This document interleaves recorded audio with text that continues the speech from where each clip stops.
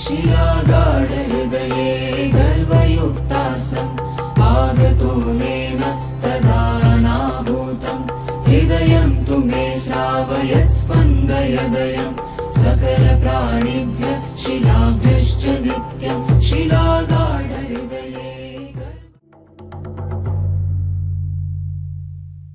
Rama was known to be a very just and caring king. Every day he sat in his court, trying to solve people's problems. So that day, towards the end of the evening, towards the end of the day when he's to wind up the activities of the court, when he had finished dealing with all the people, he told his brother Lakshmana, who was deeply dedicated to Rama, to go out and see in the yard if there's anybody else waiting. Lakshmana went out, looked around, came back and said, "There's nobody else. We're done with today's business." Rama said, "Go and see, there may be somebody." It was a little unusual thing, he had just seen and come. Once again he says, "Go and see." So Lakshmana again went and looked around, there was nobody. He was just about to come in. Then he noticed a dog which was sitting with a very sad face, and it had a wound on its head. Then he looked at the dog and asked the dog, "Are you waiting for something?" The dog spoke and said, "Yes, I want justice from Rama."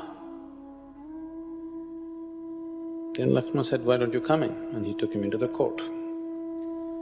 The dog came, bowed down to Rama and spoke. He said, "Oh Rama, I want justice. For no reason, an act of violence has been committed upon me. I was just sitting by myself. This man, whose name was Sarvarthasiddha, he came and hit me on my head with a stick for no reason at all. I was simply sitting. I want justice." Immediately Rama sent forth for Sarvarthasiddha, who was a beggar. He was brought. So Rama asked, "What is your side of the story?" Here this dog says, "You hit him without any reason." Sarvarthasiddha said, "Yes, I am guilty of the crime that the dog is accusing me of. I was overtaken by hunger, I was angry, I was frustrated. This dog was sitting in my way, so simply for no reason, out of my frustration and anger, I hit this dog on its head. Whatever punishment you want to give, please give me." Then Rama put this forth to his ministers and courtiers. He said, "What is the punishment that you deem for this beggar?" They all thought about it and they said, "Wait a minute. This is a very complicated case.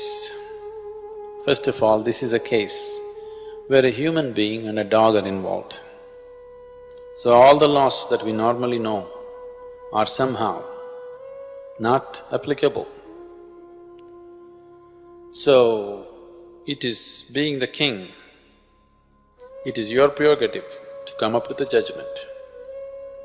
Rama asked the dog, "What do you say? Do you have any suggestion?" The dog said, "Yes, I have an appropriate punishment for this man." "What is it? You speak out." So the dog said, "Make him the chief monk of Kalinger Monastery." Rama said, "So it be." And the beggar was appointed as the chief of the Kalinger Monastery, which was a very celebrated monastery. So Rama gave him an elephant. The beggar climbed the elephant too, pleased with the punishment. with great joy, he rode off to the monastery. So the court said, "What kind of judgment is this? Is this a punishment? The man is too happy." Then Rama asked the dog, "Why don't you explain it?" The dog said, "In my previous life, I was the chief monk of the Kalinger Monastery. And I went there because I was truly dedicated to my spiritual well-being, and also to the monastery which was instrumental in imparting spiritual well-being to many other people. I went there with a commitment to offer this to myself and to everybody, and I strived, I did my best. But as days passed, slowly, other impressions in my mind here and there overtook me. Mostly I remained steadfast to my purpose, but here and there it overtook me. The name and fame that came along with being a chief monk, somewhere affected me. Many times my ego performed, not me. Many times I started enjoying the simple recognition by the people as to who I was. People started treating me like a holy man. Within myself I knew I was not, but I started behaving like one, started demanding the things that should normally belong to a holy person. I did not commit myself to my total transformation, but started pretending like one, and anyway people supported me. Such things happened. And slowly, my commitment for my spiritual well-being and the people around me slowly receded. Many moments I tried to bring myself back, but the overwhelming recognition around me, somewhere I lost myself. And this Sarvarthasiddha, this beggar, has anger in him, has ego in him, is capable of frustration. So I know he will punish himself, as I did. So this is the best punishment for him. Let him be the chief monk of Kalinger Monastery.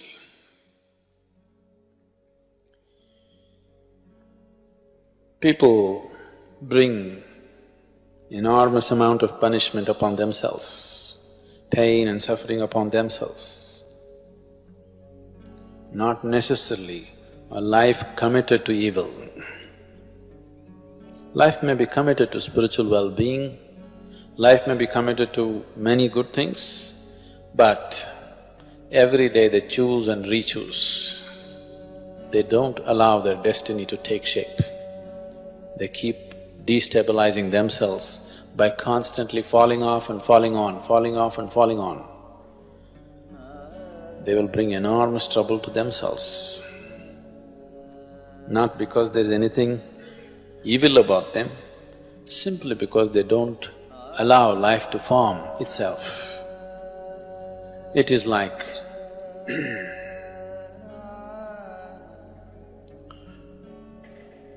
keep on disturbing that which is taking shape. Every time you choose and unchoose, you distort the course of your destiny. Lot of sadhana, lot of things. Today, if you face a frustrating situation, no situation is frustrating. If some situation you see and you get frustrated, then you unchoose from the path that you have taken. Tomorrow morning again you are on, but by unchoosing yourself for a few hours, you have destabilized the formation of your destiny, the course of your destiny. A determined mind, a mind whose determination, a mind whose choice is permanent, Once you make a choice, you make yourself choiceless. Such a mind will allow the destiny to flow the way you have chosen.